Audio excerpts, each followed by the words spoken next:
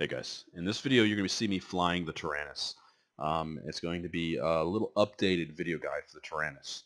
Now, honestly, not much has changed since I first recorded the Taranis guides about 3 years ago, 2 or 3 years ago. The tactics are all exactly the same. The isolations are exactly the same. Some of the reactions you get in-game are different. Sometimes the opponent knows what you're doing. It's a little bit harder to get them to fall for the tricks. But in general, everything is the same, which is why I haven't really done many updates for the Taranis or many of the other frigates in this guide, because really everything stayed the same. There's slight differences in things like the fact that now Taranis or interceptors can warp through bubbles, but for the most part, the flying of the ship, the combat that you learn in these guides is the same. So that's what we're going to show you in this video. This video is it's the video I released recently, Legends Never Die, on the public side of the site. However, that was a non-narrated, quick music version of these fights. So this is the same fights, but the full videos at regular speed, with no editing, just to show everything. So what I've done now is I've jumped into this system. I'm in my Taranis, I'm on my Alt Kaloa. The reason I fly Kaloa instead of Abaddon, even though Abaddon has slightly better skills, for frigates at least. Kaloa is almost maxed out for frigates, so he's actually pretty good. Or for Galante frigates, I should say. The reason I fly Kaloa is because people don't fight Abaddon. It gets harder and harder for me to make guides due to the fact that people just avoid Abaddon. It's the same thing as like flying a battleship or a capital ship through nullsec solo. It's like everybody's going to avoid you until they blob the heck out of you. So I tend to prefer flying Kaloa because even though some people know, most people don't know that he's my alt, and I get more fights. Like this fight, Eve Uni knows Abaddon, and Eve Uni would have blobbed the heck out of me or not fought me. I've had a long relationship with them, of fighting with them with Abaddon, and then they've kind of gotten to the point to where they don't give Abaddon good fights anymore. They just blob it.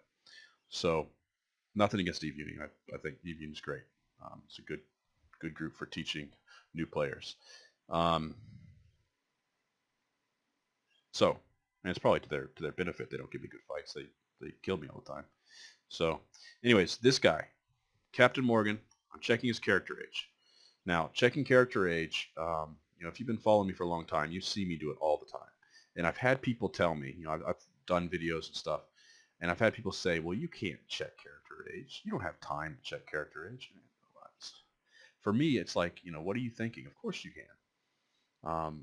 I don't see why people don't have the time to just right-click show info, because seeing someone's character age is going to make a big difference in whether or not you take the fight. In this case, he's a 2007. So it doesn't make much difference. He should be competent at flying the ship. However, there are cases where you will see a fight that you probably wouldn't take. Like maybe you see a Brutix going gate to gate through nullsec, and you're in a Taranis, and you say, well, I can't kill a Brutix. But then you check his character age, and you see he's less than a month old. Immediately, and this is not something that's uncommon. This is something that happens all the time. I've seen it more times than I can count. Someone flying a ship that they should have no business flying. Someone in a ship that has none of the skills for it. They'll be in like a Brutix or a battlecruiser or a battleship just because they think the bigger the ship, it's kind of like a sci-fi spaceship movie to them. The bigger the ship you're in, the safer you are in their mind. They haven't learned yet. So they'll put frigate guns and frigate modules on a battleship and go fly through nullsec. In those cases, you have a great opportunity to get a kill. You just have to know to look for it. If you don't look, you never see the opportunities. So always be aware of opportunities. So what happened here is I jumped in and I saw that Garmer, and I saw him jump through the gate, so I charged the gate to jump back through. Now, I think I had come across him before in the night, a few minutes before, but I definitely came across this Elizabeth in the Camarade. I tried to fight the Camarade, but the Camarade ran. So I'm jumping in now, and I'm ready to take on both of these guys. However, I see a really good opportunity here with the Garmer. Because he's 10 kilometers away, I can charge in and get a scram on him before he can react, most likely. So that means that I have a special opportunity here to kill him. It's all about opportunities. So if the Garmer was at 20 or 30 kilometers, I probably wouldn't be able to do anything to it. he would kite me, and if I got too close, he'd put an overloaded scram on me, which would back me off, and I would never be able to get the scram on him, and therefore never be able to get close enough to apply any real DPS. But because we're relatively close to each other and we just jumped to the gate, this is a unique opportunity for me to kill him. If I can get a scram on him, he's dead. The Garmer is not a tough ship. It's not a very solid ship beyond the fact that it kites well. It's a good kite, but you catch it and it's in trouble. So what I'm going to do is I'm going to hit approach on him, damage control, micro warp drive, lock, scram, DPS, get the drones out, and if you notice, if you like go back and just look at how fast I do that, not to brag or anything, but this is something I've noticed about a lot of the people who send me videos for me to critique, is that for me it's just second nature because I've done it thousands of times. But this is something worth practicing. Just practice your engagement and how fast you go through all these steps. The faster you go through these steps, the better. Because I've seen a lot of videos, like if you watch this guy probably, you're going to see it's going to take him much longer to get DPS on me and in the further fights as well, especially later on when I fight the Taranis. You're going to see that the fight's half over before he even gets his DPS on me and puts his drones out. So the faster you can do it, see, it's approach, damage control, micro warp drive, lock, drones out, while I put the drones out while I'm waiting for the lock, and I F1, F2 to prime the point and the guns. So I immediately get damage on the guy. He actually got it on me pretty quick in that chase, but against the Taranis, you'll see he's really slow about getting damage onto me, and that's partially why he lost the fight. The other reason is because I countered him, but we'll talk about that later. So right here, it was probably a mistake to have antimatter loaded. I wanted to make sure that I had enough DPS to break this guy in case he had some kind of active tank. So that's why I had antimatter in there, faction antimatter. It's from my experience, I almost always regret loading faction antimatter and wish I had null, because null, even though it does less peak damage, it's going to do more damage over the course of the fight due to the ranges you're at. Because faction antimatter has a max range of like 1k, 1.5k of optimal, and then you're in fall off and you start losing DPS. The null, it pushes it out to like 3k with a 4k fall off. So as long as you're within 5k, you're still doing decent DPS with null. That's why I think it's better. If you watch my distances here, I struggle to get in close and stay in close, but then once I am, he drops pretty fast. Now, I'm not worried at all right here. Not even worried about that Cormorant. Cormorant warped off and warped back, I think. In retrospect, I think I should have went in and engaged the Cormorant, but I was playing it safe. And actually that was the right move, because you see here, I think a flycatcher comes in. I tried to warp off, but the Cormorant pointed me. Took me a second to realize it, so I just hit a line and switched from the afterburner to the micro warp drive. I can outrun him fairly easily. Now the flycatcher's in. At this point, I've decided to end the fight, so I'm just going to get my drones back, burn away from these guys, get some distance so I'm safe and I don't take any more damage. They're piling in, so obviously that guy was with, you're about to see in local, he was with Eve Uni. I wasn't quite sure because he says no support, good gank, or GG, which is what I take for good gank. Usually people say GG when they've been blobbed. So I wanted him to know that I wasn't blobbing him. So as I warp off, I say I'm not Uni, just to make sure if he wasn't with them, he knows that I wasn't intending on blobbing him and I was actually solo. Those are the implants I have. A lot of cheap implants there. Those are one point attribute implants. All those implants total is like 10, 15 mil.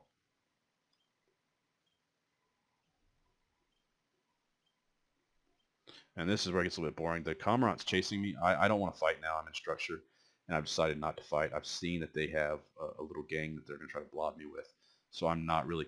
I don't want to fight them. I'm just going to orbit the skate at 500 and jump through. If this guy aggroes, I know that I can escape whatever they do.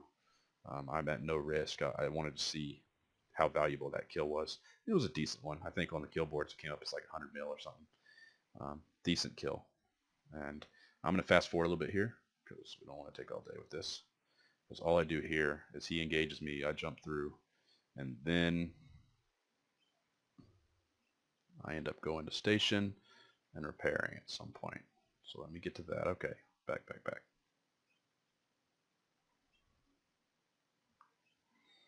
All right. So now I go to station, and I docked up, and I probably sat in station for 10 minutes, went and got something to drink, whatever, and decided, hey, I'm going to go back. I jumped into their system and then started recording, and there's a flycatcher here. And I was going to engage the flycatcher because I think I would have a good chance, just 1v1 flycatcher Taranis. It's a fight you can often win, not always. It all depends on fitting and pilot skill. But that was a fight I was willing to take. He wasn't willing to. He bubbled and jumped. So I decided, okay, nothing happening there. This is a little bit more boring. This stuff here, we're not watching me fight at the moment. We're watching me trying to get a fight. And honestly, I think it's more valuable to see how to get fights than it is to see how to win fights. Because that's the biggest struggle I have in this game, is finding fights and getting good fights. If you could make good fights happen at will, then you've got the entire game won. I mean, you've figured it all out. When I go PvPing each night, I spend most of my time just trying to find a fight. And oftentimes I get so frustrated that I take a bad fight and know I'm taking a bad fight, but don't care because I need some kind of action or something, and I get so frustrated. So that's part of the problem. You've got to try to avoid getting frustrated and taking bad fights. But I won't blame you if you do, because I do it all the time.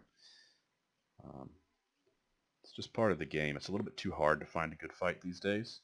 And if you're in a slower region, you may spend all night without being able to find any good fights. Even in the fast regions, in some of the more busy regions, they won't offer you any fight except for a mega blob. So you got to be patient, and you got to look for the right opportunities. This happened to be a really good night for it. It was like I think it was a weeknight or something. It wasn't a weekend, so there weren't many people on. It was kind of late. It was like 11 p.m. or 12 a.m. around midnight Eastern time, U.S. So there wasn't many Eve Uni on at this time, which was probably to my benefit, that they couldn't get a big fleet together to blob me with. So see here, I'm just warping around trying to find people to fight, trying to see where they went and see if I can get them to undock and come fight me. Because I'm not seeing anything, I'm loading up the map, and I'm looking for places where I might be able to go find a fight. What I have selected there on the map is pilots active in the last 30 minutes. Now this guy I've seen before in this thorax, and I was kind of curious what he's doing, because I know I've seen him on the station in the past. So I'm looking him up, seeing what his character age is. I'm going to look at his ship, try to see what kind of guns he has. Now, I didn't see any guns here. Now, do you see any guns? No. There they are. Okay. Wait. So I'm not really sure, because it doesn't look like he has guns fitted, does it? Now, maybe they haven't deployed yet, but then he just shoots me in a second. So, boom. Okay, so he's got, somehow on there, he's got a 250 millimeter prototype Gauss gun, and I don't see the models for it on the outside of the ship. So that's why I was kind of looking for so long. I couldn't figure out what kind of gun it was. But his idea, his whole scheme is he's on the undock and trying to alpha people as they dock or undock. So I figured him out now. I probably could kill him. Because those are railguns, they would be very easy to get under his tracking. I'm a little bit curious about his fit. I think he might have newts or something. But yeah, if that's all he's got is railguns, he'd be easy enough to kill if I could isolate him. I don't want to fight him on the station. In general, you never want to fight on the station in an enemy's home system. It's almost never going to go well unless you're very careful and you're pulling people away 100k off the station. So that's about the only time you want to fight on a station, is 100k from the undock, because then you have some means of safety from people undocking. But that's not going to stop somebody from undocking a Falcon or Scorpion and jamming you at 100k. Although a Falcon wouldn't be very effective, but I've seen them jam at 100k plenty of times. So again, still looking for a fight. I didn't want to take that fight on the station, so I jumped into the next system. My plan here and what I was thinking was that I was going to draw them out of system so that it was harder for them to warp to me should any fight start. I was going to burn off gate and keep burning and try to burn roughly 100k off gate. This is isolation. I can talk about my isolations guide. Burn roughly 100k off gate. I'm going to stop here at 50, so I'm a little bit more appetizing, and then once he starts chasing, I'll start burning again, so the fight actually happens at around 100k. Slasher comes in. There's only one other one. I know that Ulrich is a thorax, so I feel very safe in engaging, knowing that anything new that comes in is going to have to burn a relatively large distance. Slashers, Tech 1 frigate, it's going to go down pretty fast. I switched to Null because Null is 100% the best choice for a slasher, without a doubt. And then engage, get DPS on as fast as possible, and blap. He goes down pretty quick. See how I'm still getting good hits on him out at 7, 8k. That's because of that Null. Even though the peak damage up close is better with faction antimatter, it just doesn't make up for the fact that you're not doing full damage for most of the fight. I managed to catch his pod here. Turns out his pod was worth 20 million, much more than his ship, which was only like 3 million or something like that. So this guy's missing again. I just want to get distance between me and him, so I hit keep at 100. Micro warp drive. It's not very good transversal, at least for a moment, but it does put range between me and him.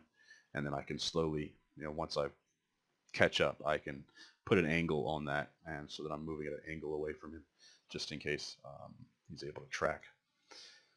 So that's just a disengage there. Now I'm kind of waiting and watching what comes in. The Raptor is now my primary target. I would like to engage the Raptor, but not if the Raptor is underneath the thorax. I need the Raptor to be separate from the thorax to engage. So I can warp to that wreck. Keep that in mind when you're fighting. You can always warp to wrecks. So that's another opportunity you need to look for whenever you're out PvPing, is constantly keep in mind that you can warp to wrecks, and you can burn more than 150 off, and they'll think you're too far away to get to them, and then you warp right on top of them and land on top of the wreck. Now, it didn't work that time. I'd hoped the Raptor would come out after me. I think all he did was go check the wreck and go back to gate. I'm not really sure. Didn't work out for me there. But I'm still wanting to get this fight, so I warp down to gate. And I don't want to fight on gate, but I'm thinking maybe sometimes you just got to stir people up. If you can't get the fight to happen how you want, it's best to just stir it up some. So now Taranis comes in. And, I would definitely enjoy fighting the Taranis, but it's too much here right now to be safe. And I'd end up having to fight the other two as well at the same time. So I want to try to space the fights out as much as possible. The key to taking on greater numbers and winning outnumbered is through isolation. It's the single biggest skill you can learn in EVE. Isolation, directional scanner, those are some of the most important things you can learn to do well. So what I did right there is I set my orbit to 5,000 meters. The reason for that is because that's just standard protocol, Taranis versus Taranis PvP. Load Null, set orbit to 5K, overload your afterburner during the fight. It's very simple, and it works every single time. I'm pretty happy to say that I have almost never lost a Taranis 1v1. I've lost 2 of them. One versus a guy, I forget his name, and the other one versus Prometheus Exenthal, and he had a railgun Ranis, and I had a blaster Ranis, and I did not check to see that he was a railgun Ranis. Had I checked, I would have went in with antimatter and tried to brawl him, but I failed to look at his ship before the fight. So I'm just checking to see how much that kill was worth. A little bit less than 4 mil. Pod was 19 mil, so that was nice. And I'm just sitting here 100k off the gate because I'm wanting to draw those guys in who were over in JH. I want to pull those guys in, and I want to engage that Taranis. For that to happen, I need them to come through. I mean, there's other ways I can make this fight happen. The more you do this, the more you're going to see the little ways you can make these fights happen and make the opportunities come to you. Create the opportunities you're looking for. Like, if I was to sit here long enough, and the Taranis didn't come in, he just did.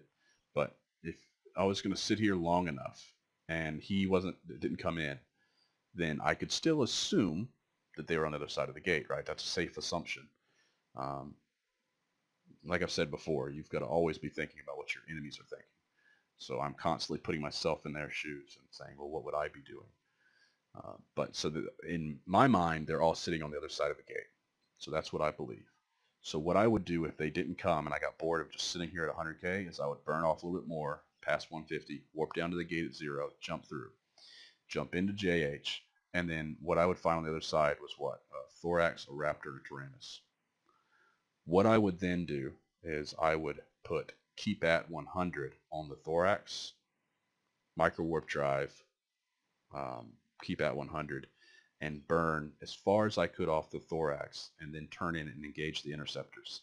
Now that would be a hard fight to do because I'd have both interceptors on me at the same time. It would be much harder than the way it worked out here, especially because this Raptor ends up having a tracking disruptor. So right now I'm just waiting for that Taranis to uncloak. The Taranis is S-merge. There's Ulrich.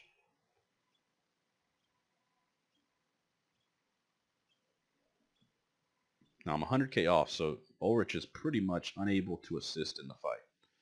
And there is S-merge. Now S-merge must have came in sooner. I think he came in before and warped off because we're missing something here. Hold on. I don't want to take forever, but he's back in there. He's back in there. So I missed something somewhat important here. There he is. Okay, so he came back in. I start burning off. I'm hoping that he fights right here. Yeah, that before I was going on talking about Taranis fighting and I completely missed it. So I'm burning away, hoping he will chase me and engage. Where's he at?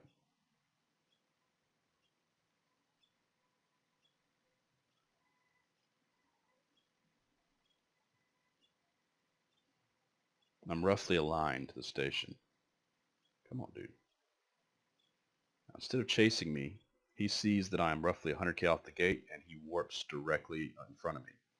So what I realized at that point is that there's two possibilities that I can think of. One, he's not going to fight. He's going to station to dock up. Two, more likely, he sees this depot here as a warp in potentially, or he sees me at 100 and he's going to warp at 100 to the gate. So he's either going to bookmark the depot and warp to the depot, or he's going to warp to 100 on the gate and hope to land right on top of me, which, you know, it's not a wise move on his part because it isolates him 100K off the gate. But he is also in his home system, so any of these other guys in the system could warp directly to him. So now what I decide to do is I'm just going to start slowly burning sideways, not further from the gate, but sideways across that, from that 100K spot, so that when he does land, he doesn't land right on top of me, just in case there's more to the fight than I know. I'd like to have some control over where the fight actually happens and not have it happen at exactly 100K from station, because that way if other stuff's warping at 100K a few seconds behind him, they don't land exactly on top of us. So I'm just slowly moving, not any propulsion, just slowly moving off and waiting. And I remember it was quite a while before he actually comes, so let's speed it up some. All right, so it's right about here. So I see him on scan, and I have very good reason to believe he's going to land right there. That's why I'm putting the camera there, because that's where I think he's going to land. And what do you know? He does. So before he can make any real reaction or adjust, or, you know, I want to completely like blitz this guy and have him flip out and, you know, start making mistakes. So I want to have a lot of aggression, just charge in and go hard. The Raptor jumps in, but he's 100K off. So this is a really, really nice isolation for me. And this is a great opportunity for me to get a double fight. You know, something that I always try to get, but it's really hard to get when you're flying combat interceptor, is to get a fight against multiple interceptors and win. And those are some of the best fights. Sadly, there was one where there was a gang of 3 crows. It was 3 or 4. And I was able to kill all of the crows in my Taranis one by one by spreading them similar to this. However, something about the screen recording software I was using messed up, and I still have the video, but it's all like Technicolor, tie-dye, and hard to watch because the video messed up somehow. But it's one of my best Taranis fights ever, and when you know it didn't work. So anyways, Taranis, same as I said before, orbit 5,000, load null, overload your null, overload your afterburner. It's absolutely crucial you maintain that 5,000. The reason you're doing that is because he has antimatter loaded. 99% of the time, the other Taranis has antimatter loaded. And so long as you keep him at 5,000 or more, he's going to do almost no damage to you. I mean, look, it's just nothing. He finally gets a little bit of damage on me, but he's dying when I still have my structure left. And then by the time he dies, the raptor's right there on top of me. Perfect. For the raptor, I want to get a little bit more damage out of my null, so I'm approaching. However, I am tracking disrupted, and I see that my damage slows down here. You got to keep an eye on that tracking disruptor. So I figure, since I'm missing a lot from my guns, I'm going to back off a little bit. If this is a tracking disruption, by backing off, I could get better tracking. Turns out I think he was actually running away, and that got me the tracking I needed to get a good shot on him and finish him off. I pull in my drones in a line out because I'm pretty sure other stuff's going to land, and sure enough, the thorax landed. You know, again, you never know what would have happened, but there's a potential I could have switched over to Void and engaged that thorax and killed him, although I think his drones probably would have finished me off, so that was a good choice. I'm pretty sure that is the end of all the fights for this video. See, I just checked the different fits and the different kills. Yeah. So the basic, takeaways from this are that Taranis PvP is still very much alive. It's all the tactics that I teach still work very well. This whole fight, like this whole thing, from start to finish, took roughly 30-45 minutes of me flying around this space trying to get fights. This was very quick to get all these fun fights, and I did 200 million ISK in damage. So I was able to get a ton of fun in the Taranis very quickly, and none of this is stuff that you can't do, because all you have to do is train a Taranis, and a Taranis is very easy to train. What you need to train is you need to get Interceptors 4 at least, which means you need to get Galante Frigate 5, and then you need to get your gun skills up to Spec 4, which means you need to have Small Hybrid Turret Specialization 4. It's worth it. I have Spec 5. It's worth it.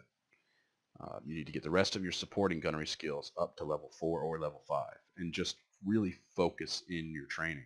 And if you focus, you'll be shocked at how effective this ship is. There's also another fit that has a AAR, Ancillary Armor Repair. And that fit is very good for larger targets. So if I was fighting that thorax, for example, the AAR fit would work much better because it gives you more time and survivability in the fight. The trade-off is that you lose a little bit of your mobility and a little bit of your DPS. So different ships for different purposes. But the greatest thing about the Taranis is not the fact that, well, not only the fact that it's so capable, but the fact that you can move around so easily and it's so hard for people to catch. That said, you can still be caught by insta-lock camps, which is what happened after this video was over. I don't think I show it, but let's see.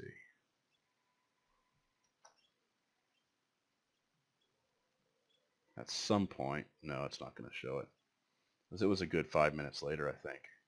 I jumped into MHC, which is like 2 or 3 jumps away, and I jumped into MHC, and sure enough, there was an insta-lock Sveipool with something else there, a MOA, I think a Sveipool and a MOA, or maybe it was a camp, the Daredevil, I don't know, but there was a camp with insta-lock, and I tried to charge back the gate because I was pretty sure they were going to get me before I could warp off.